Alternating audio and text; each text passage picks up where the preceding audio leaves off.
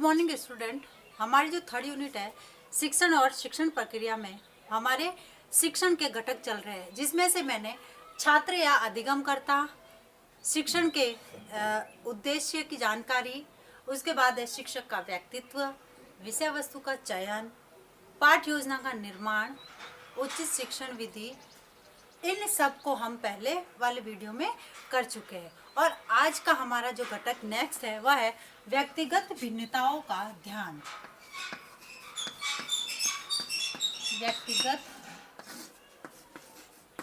विभिन्नताओं का ज्ञान, यानी इसके अंतर्गत अध्यापक जो है शिक्षण के दौरान जब अध्यापक शिक्षण कार्य करवाता है तो बालक की जो व्यक्तिगत भिन्नताएं होती है उन बालक की व्यक्तिगत भिन्नताओं को ध्यान में रखते हुए ही शिक्षण कार्य करवाता है। जैसे व्यक्तिगत भिन्नताओं के आधार पर यदि हम कहें तो बालक की जो रुचि है, बालक का मानसिक स्तर है, बालक का बौद्धिक स्तर है, बालक की अभिवृत्तियां है, बालक की जो आकांक्षा है, इन सब को ध्यान में रखते हुए ही शिक्षक जो है अपना शिक्षण कार्य करवाता है। तो यदि शिक्षक बालक की व्यक्तिगत भिन्नताओं को ध्यान में रखते हुए शिक्षण कार्य करवाता है तो उसका शिक्षण कार्य एक प्रभावी रूप से संपन्न होता है। उसके बाद आता है कक्षा का जो वातावरण। कक्षा का वातावरण शिक्षण कार्य में यह महत्वपूर्ण माना गया है कि कक्षा का जो वातावरण है उस कक्षा के वातावरण से जो शिक्षण प्रक्रिया चलती है और उसका वातावरण चाहे भौतिक हो या सामाजिक रूप से व्यवस्थित होना चाहिए।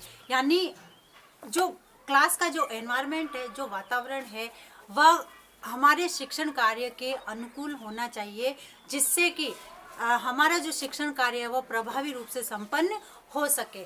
जैसे कि भौतिक और जो सामाजिक रूप से जो व्यवस्थित होना चाहिए वह है जैसे वायु है, प्रकाश है, ऊष्मा है, सर्दी है, और तथा बालकों में जो पारस्परिक जो मैत्री भाव है उन सब का होना आवश्यक है। तभी कहा गया कि कक्षा का जो वातावरण है वह कक्षा का वातावरण ऐसा होना चाहिए जिससे कि हमारा शिक्षण कार्य अच्छे और प्रभावी रूप से संपन्न हो सके। उसके बाद है विद्यार्थी का मानसिक एवं शारीरिक स्वास्थ्य, यह महत्वपूर्ण का है।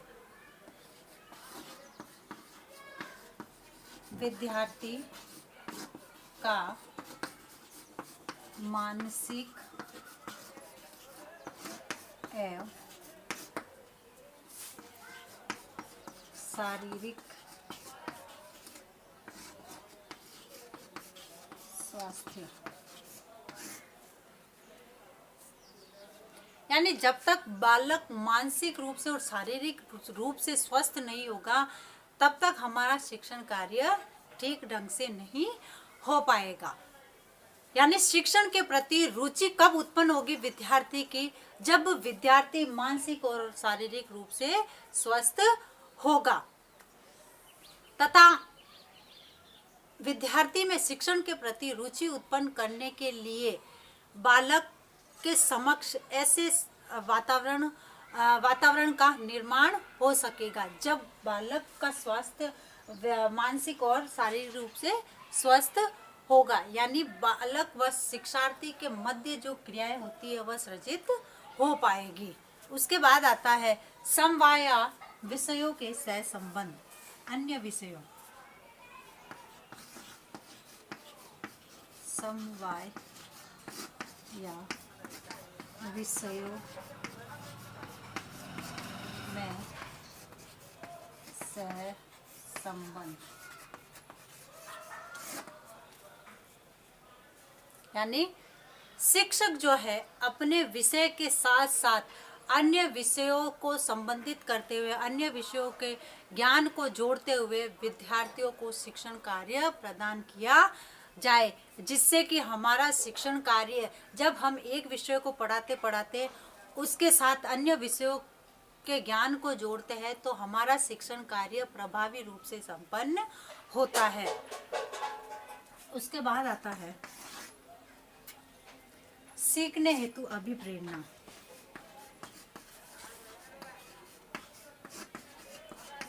सीखने हेतु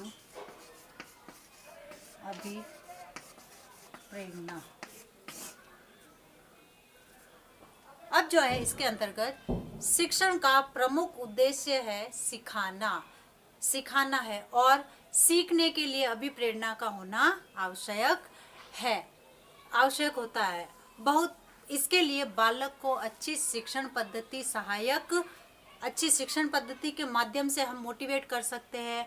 विभिन्न प्रकार की हमारी शिक्षण से संबंधित जो सहायक सामग्री है, उन सहायक सामग्री का प्रयोग करते हुए हम विद्यार्थियों को अच्छे तरीके से पढ़ा सकते हैं, क्योंकि हम अपने शिक्षण कार्य में जब विभिन्न प्रकार की शिक्षण विधियों को जोड़ते हुए, सहायक सामग्री को लेते हुए हम हमारा शिक्षण कार्य संपन्न करेंगे, तो विद्यार्थी उस कार्य को करने के लिए या सीखने के लिए अभिप्रेरित होकर मोटिवेट होंगे। तो यानी सीखने के लिए विद्यार्थियों में अभिप्रेरणा या मोटिवेशन उत्पन्न करना आवश्यक है। और इस प्रकार से हम ये कह सकते हैं कि हमारे शिक्षण कार्यों को प्रभावी बनाने के लिए शिक्षक का सर्वप्रथम जो व्यक्तित्व है वह व्यक्तित्व प्रभावकारी होना चाहिए। उसके बाद है शिक्षार्थी का शिक्षण बिंदु है, उस शिक्षण बिंदु के प्रति झुकाव होना चाहिए, तभी वह शिक्षण कार्य कर सकता है या सीख सकता है। फिर विषय उसके उद्देश्यों को, शिक्षण कार्य के जो उद्देश्य है उन उद्देश्यों को समझना, विषय वस्तु की उपयुक्तता, सरलता, पाठ योजना का निर्माण, सहायक सामग्री का उचित प्रयोग, कक्षा वातावरण की उपयुक्तता, भौतिक सुविधाएं जैसे हवा है, प्रकाश है, फर्नीचर है आदि की सुविधाएं होना आवश्यक है, तथा विद्यार्थी तथा अध्यापक का मानसिक और शारीरिक स्वास्थ्य अभिप्रेरणा जागृत करने की पद्धति, जिससे छात्र और अध्यापक दोनों में आत्मविश्वास तथा आत्म अनुभूति हो आदि, इन सभी कारणों से या इन सभी तत्वों के कारण शिक्षण जो है प्रभावकारी बनता है। तो इस प्रकार से शिक्षण के ये जो घटक पूरे होते हैं। अब है आज का आपका गृह कार्य।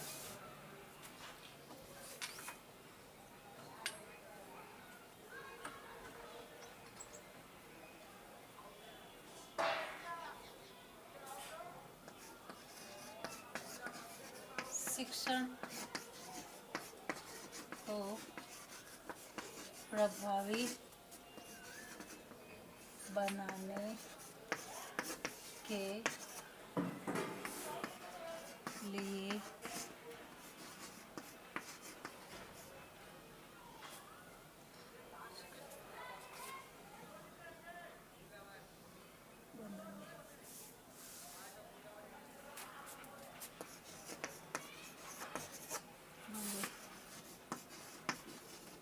घटक या तत्व समझाइए।